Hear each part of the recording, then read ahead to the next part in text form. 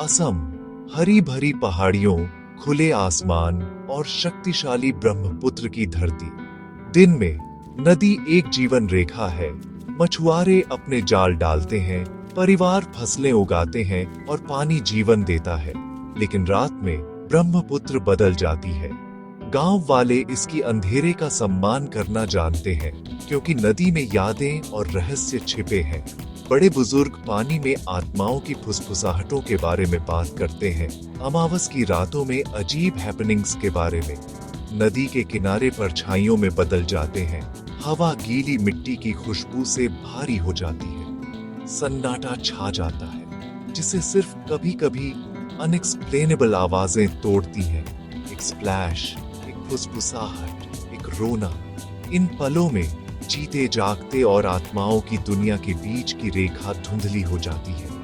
रात सावधानी बरतने का समय है, घर के अंदर रहने का, घर की सुरक्षा से नदी की आवाज सुनने का।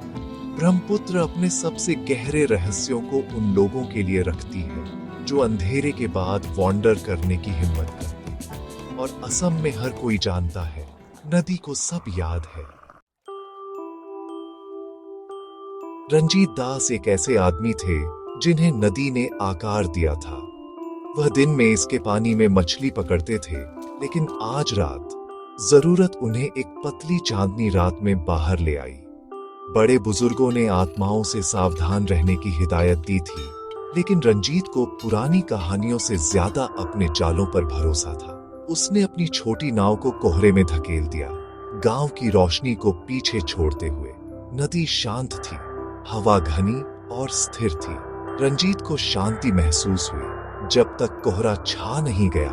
दुनिया को मिटाते हुए वह अपनी पसंदीदा जगह पर चला गया, लेकिन सन्नाटा गहरा होता गया, अननेचुरल और भारी। नदी का फेमिलियर कंफर्ट चला गया था। उसकी जगह एक चुभने वाली बेचैनी ने ले ली थी। उसने चप्पू चलाना बंद कर दिया, नाव को बहने दिया, अपना जाल तैयार करते हुए। कोहरा घना हो गया, विजिबिलिटी कम होकर कुछ भी नहीं बची। रंजीत को लगा कि नदी अपनी सांस रोके हुए है, जैसे इंतजार कर रही हो। अकेला कोहरे में लिपटा हुआ उसे लगा जैसे कोई देख रहा है। रात अब उसकी नहीं थी। कोहरा एक दीवार बन गया जिसने रंजीत की नाव को निगल लिया। कोई नदी किनारा नहीं, कोई आसमान नहीं, बस अंतहीन ग्रे। सन्नाटा एब्सोल्यूट था। हर जानी पहचानी आवाज गायब थी। फिर एक फुसफुसाहट, धीमी, सिबिलेंट, हर जगह और कहीं नहीं।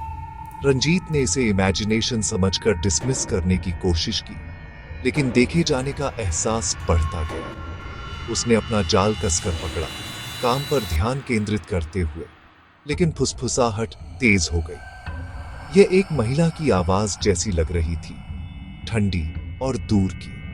डर उसके पेट में कस गया। अचानक उसके बगल में हवा का एक टुकड़ा बर्फीला हो गया, अननेचुरल। रंजीत पीछे हट गया। दिल जोर से धड़क रहा था, लेकिन उसे सिर्फ कोहरा दिखा। फुसफुसाहट रुक गई।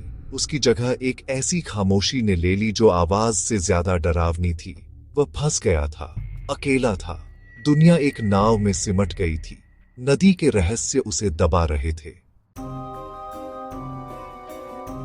कोहरे में एक ब्रेक से रंजीत ने पानी पर एक पीला आकार देखा। एक लकड़ी का लट्ठा नहीं, एक महिला खड़ी या तैरती हुई, सफेद साड़ी में लिपटी हुई। डर ने उसे जकड़ लिया। लोग रात में ब्रह्मपुत्र पर खड़े नहीं होते। उसके बाल गीले थे, उसका चेहरा ढका हुआ था, लेकिन वह उसे घूर रही थी। रंजीत जम गया था, हिलने या भागने में असमर्थ था। कोहरा छूट गया, उसका चेहरा दिख रहा था। त्वचा मिट्टी जैसी पीली, आंखें खाली काले गड्ढे, मुंह एक खामोश चीख में फैला हुआ। उसका दर्द अवर्णनीय था, फिर भी उसके दिमाग में उसकी आवाज मीठी, मधुर थी। ए या आह, रंजीत, इधर आओ। निमंत्रण चिलिंग था, इरेजिस्टिबल। उसे लगा कि वह आज्ञा मानना चाहता है, पास जाने के लिए चप्पू चलाना चाहता है। उसने कंपल्शन से लड़ाई की, मन विरोध में चीख रहा था। आवाज उसकी इच्छा को खींच रही थी, कुछ ऐसा वादा कर रही थी जिसकी वह कल्पना करने की हिम्मत नहीं करता था। वह फंस गया था। नदी से और मृतकों से आत्मा का बुलावा रेजिस्ट करना लगभग असंभव था। अचानक रंजीत के पीछे की हवा ठंडी हो गई। उसे नाव में एक प्रेजेंस महसूस हुई, एक भारी मैलेवोलेंट शक्ति। उसने मुड़ने की हिम्मत नहीं की, उसकी प्राचीन क्रोध को महसूस करते हुए। नाव अदृश्य भार के नीचे झुक गई। एक गटरल आवाज एक भूली हुई भाषा में बोली, लेकिन उसका अर्थ स्पष्ट था। उसने ट्रेसपास किया था। महिला का आकार फीका पड़ गया, जैसे डर गई हो। अंधेरे ने सब कुछ निगल लिया। रंजीत अंधा था, टेरर से पैरालाइज्ड। आवाज ने आज्ञा दी, जाओ। भार उठ गया, अंधेरा कम हो गया, लेकिन डर बना रहा। महिला चली गई थी, लेकिन नदी का गार्डियन अभी भी देख रहा था। रंजीत जानता था कि उसे भागना होगा। वह अकेला था, लेकिन सुरक्षित नहीं। नदी ने उसे जाने दिया था, अभी के लिए। एड्रेनलिन दौड़ गया। अदृश्य पकड़ चली गई थी। रंजीत ने अपना जाल हॉन्टेड पानी में फेंका। डिफाइंस का एक डेस्परेट एक्ट। स्प्लैश ने स्पेल को तोड़ दिया।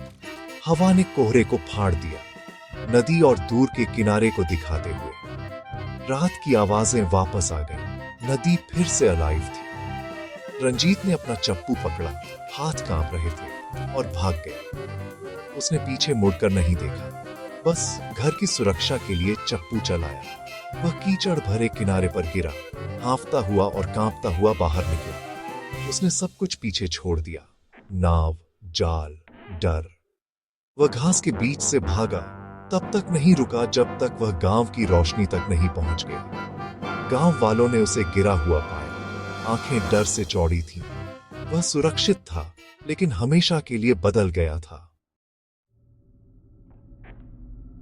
रंजीत कई दिनों तक नहीं बोला। जब वह बोला तो उसने कोहरे, आईलेस महिला, अपनी नाव में शैडो के बारे में बताया। बड़े बुजुर्गों ने सुना, अनसरप्राइज्ड। वे कहानियां जानते थे। वह एक जोखिनी से मिला था, एक आत्मा जो पुरुषों को उनके डूम की ओर लुभाती है, और एक बाघ से, नदी का प्राचीन गार्डियन। रंजीत की कहानी गांवों के लिए एक नई चेतावनी बन गई। मछुआरे कॉशियस हो गए। कोई भी फॉगी, मूनलेस रातों में बाहर नहीं निकला।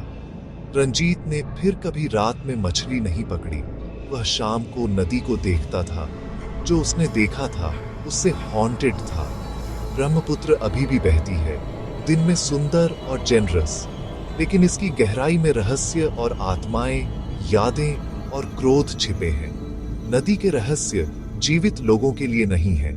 अगर आप रात में इसके किनारे पर खुद को पाते हैं तो सन्नाटे और ठंड पर ध्यान दें। कुछ चीजें अंधेरे में अनडिस्टर्ब्ड छोड़ देना ही सबसे अच्छा है।